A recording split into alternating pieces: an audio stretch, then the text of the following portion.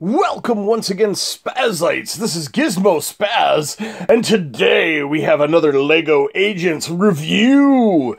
This is the Dr. Inferno Volcano base, or lair, or I swear I knew what the name of it was moments ago. But there is a buttload of play features in this thing, and I'm going to have to take the phone off of its tripod at times to move it around and show you everything. We have a small helijet. I think that's what this would be called. It's just a two propeller helicopter jet looking thing. We have another small jet with also propellers. As usual, pardon the dust. And hopefully things won't fall apart on me like I feel like they're threatening to do right now. We have a large volcano base, which is really cool. We have a little thing here. We've got 1 figures, 2 figures, 3 figures, 4 figures. And then behind these doors we have 2 more figures for a total of 6 figures in this set, which is pretty awesome. This is probably one of the best built volcanoes out of LEGO that I've seen, officially anyway. There are people, you know, AFOLs out there who are insane with the detail and stuff, but I love the colors. I think it's just perfect the way they design this.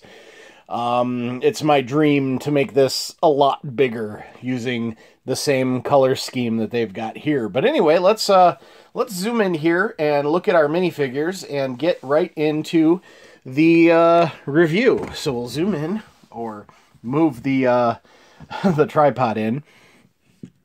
And first we'll open up our first character. We've got some stickers. We have a I think that's a printed brick. Yeah, that's a printed brick there, a sloped 2x2. We have I believe this is Agent Chase, who comes with 2 faces. One with and one without sunglasses. And he's got a cool helmet, a silver helmet with a yellow visor, which is really cool. His little helicopter airplane thing has a cool play feature. Underneath, you push this button here, and it spits out a net. And as we all know, I hate spitting out the nets, so we're not going to do that. I hear Lucy on the other side of the door right now because I locked her out of the room preemptively today. But yeah, each of the blades on the little helicopter here has its own individual sticker. These come off really easy, so I'm not a fan of that. And then that comes off when I try to put the other thing back on. That happened to me right before I started recording too. Okay. And then we got agent sticker, and that's enough for that one. We'll look at the other small jet here. Inside, we actually have a hinged cockpit for this. And then we have the return of Goldtooth yet again. I don't know if Goldtooth had an eye patch last time. I wonder if he took that damage during one of the other ones. He only has 1 face, but he's got a black helmet with a cool gold visor. I'm not sure how many times this gold visor has been used over the years, but that's a pretty cool thing. I'm pretty sure I got an extra of that floating around somewhere in case I ever wanted to do another gold visor. Let's see. Here we have, I believe this is Agent Trace, and he's been kidnapped. He gets 2 faces. He gets a non-worried face, and then a worried face. So since he's kidnapped and he's being held up on the hook over here, he's worried. I can't remember the female character's name unless that's Trace. But we have another agent here. I'm going to move the lights a little. I believe she also gets 2 faces. Yeah, she gets a worried face and a not worried face. And then we'll get into where she's sitting in a minute over to the side. Up here, we have a new bad guy called Fire Fist. He has a giant flamethrower for a fist. He's very similar to Saw Fist, except his cyborg parts on his face are on the other side of his head. He also gets a cool torso. Part of it is cyborg, which is cool. Not in the back, though. And he's up here on the giant freaking laser. And we'll look at that here in a little bit as well. And then lastly, we have in the doors here, we have a couple of minifigures back in there. We have, grab her out, we have Claw-dette, who's got the little bob hairstyle, kind of cute, and she's holding a remote control. I'm not sure what that goes to, but there are a few different things it could be. Does Claw-dette get one or two faces? Let's see. She only gets one face. It looks like all the bad guys only get one face, but that's fine. But I really like that she's a female with a prosthetic arm. I thought that was pretty cool, because those are pretty rare in the Lego world. She also has a little bit of a cyborg torso as well, which is pretty cool. So I love the detail. And I especially like how her costume is dark black instead of just the orange. That makes me feel like she's Dr. Inferno's like second in command. She's his right-hand man, so to speak. I think that's... Am I using that right? Maybe he's right-hand woman, so to speak? Anyway, I like the idea of the black outfit being a higher rank than the orange outfit that is also shared with the just normal henchmen who aren't cyborgs. So yeah, and then let's pull out our first Dr. Inferno. Now this is actually this particular... Oh man, is that coming apart? Oh no, it's supposed to be like that.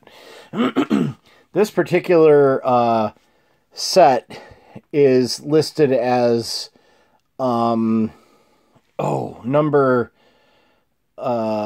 mission number 8. So we did skip mission number 6. We're saving that one for last because it's the largest set of the first wave. But here's our first Dr. Inferno, our second of the line, because he is in mission 6, which we haven't done yet.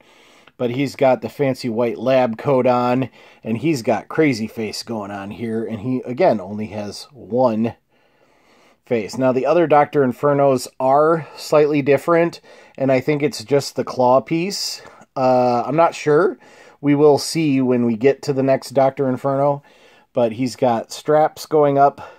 He's got like a big lab coat on, and you can see that goes down to his pants too. He's got straps that hold the lab coat together, which is kind of a cool little bonus thing. They didn't have to paint those pant legs at all, and he's even got a little belt. If you look at it, this little belt is belt buckle is added separately. Let's see if we can zoom in. Whoops, sorry, and see what that belt buckle is.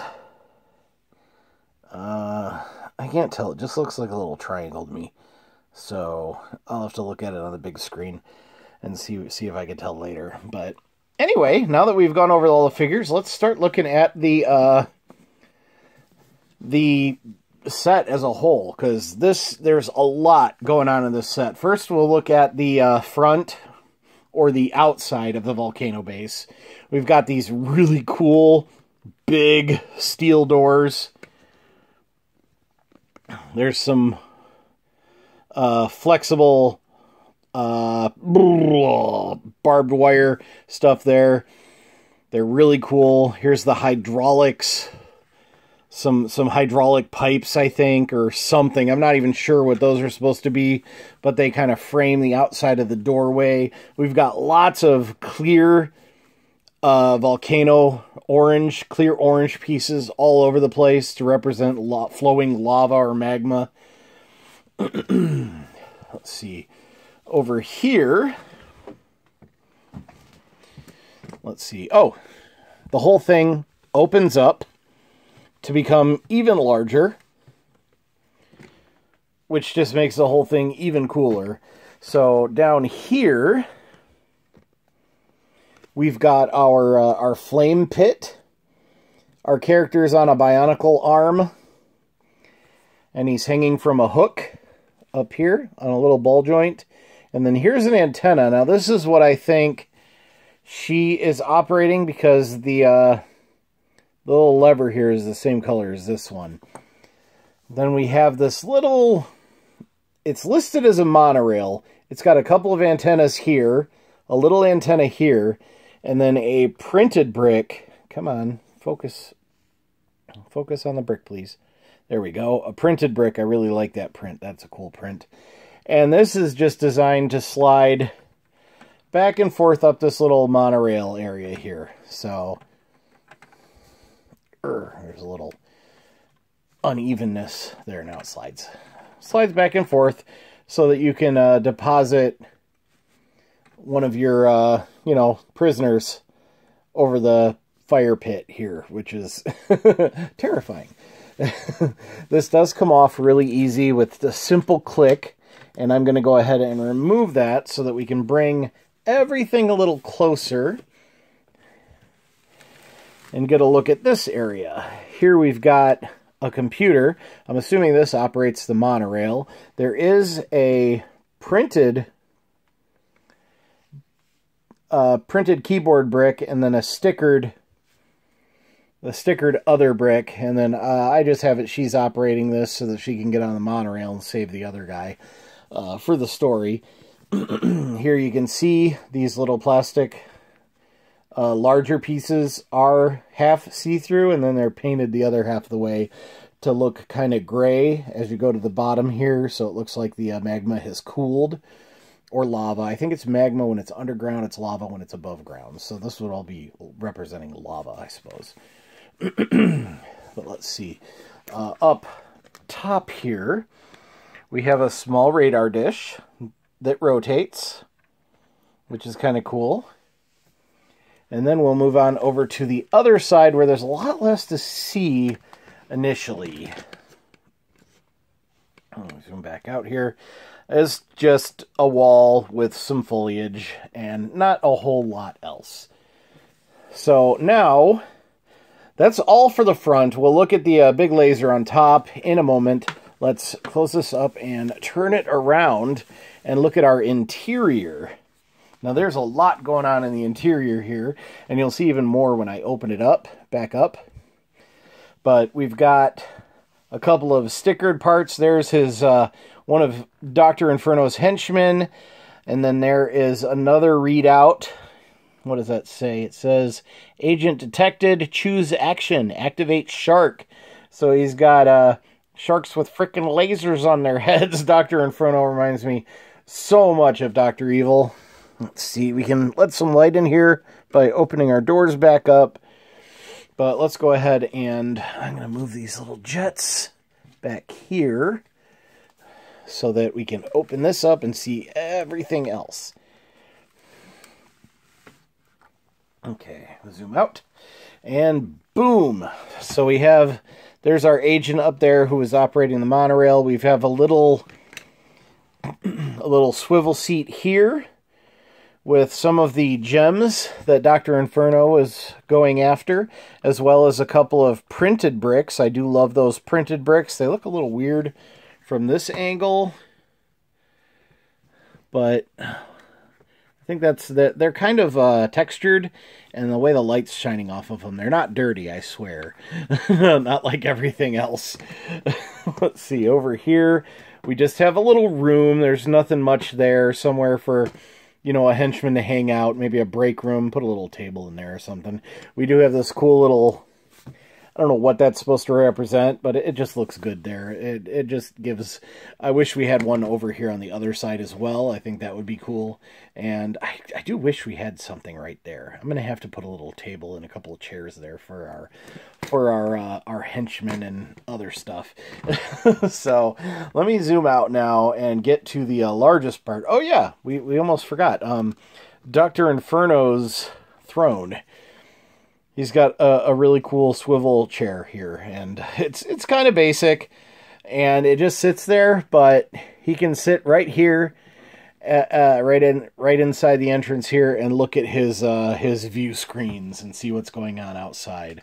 It's probably a bad idea for him to be so close to the main entrance in case somebody does break in, but Villains have never been well known for being all that smart. Not common sense wise. They may be intelligent and be able to invent a lot of stuff, but as far as common sense go, villains have usually fail to live up to that. Now, up here is the giant laser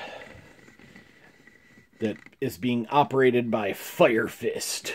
So, this is a really cool laser. We've got, I'll just take Fire Fist off of there for now.